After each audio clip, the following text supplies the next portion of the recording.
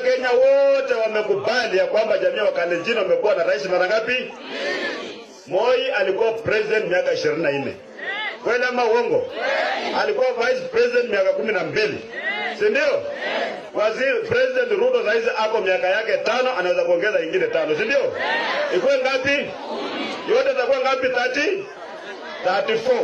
Ama namna gani? Mzee Kenyatta aliongoza miaka 15. Kenyatta senior, si ndio? Kibaki akaongeza 10, ikakuwa ngapi? 25, si ndio? Uhuru akaongeza ikakuwa ngapi? 35. Jamii mbili Ruto akimaliza yake itakuwa imeongeza Kenya miaka 69. Waluya ambao nyinyi ndio wengi Kenya hii namba 2, hata tuko namba 1 maana mimi najua hata Wakikuyu wako hapa. Hata Wakikuyu hapa anazanga mtoto mmoja.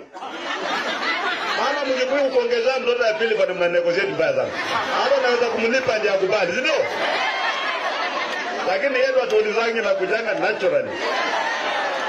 Tuko wengi ama tuko wengi?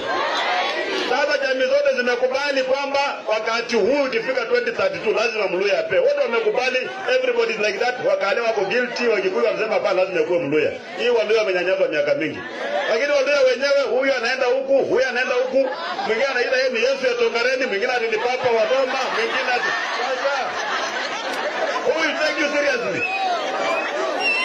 Wewe ukienda Mandera kule kuna border post ya kwanza ya Kenya, yani beacon ya kwanza ya Kenya iko Mandera.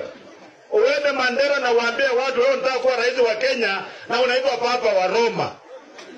Wewe utapata kura ngapi? You look like a joke na kama likobezi, ndio? Sasa tumesema sisi hatutakuwa watu kufanyia mzaha tena. Wacha tuende kule maana watoto wamesoma, wako kazi kubwa, hakuna mtu akawasaidia, twende kule mbele. Wakenya wengine watuunge mkono pia sisi tuongoze taifa hili. Lama namna gani? Mimi nikisema hivyo nimefanya makosa? Nimefanya makosa kweli? Mambo mengine yote ya dunia ile kazi mlipatia ni wafanyie mimi tawafanyia. Ndio tumeanza juzi. Chama ya Ford Kenya iliingiza Trans Nzoia kwa shimo.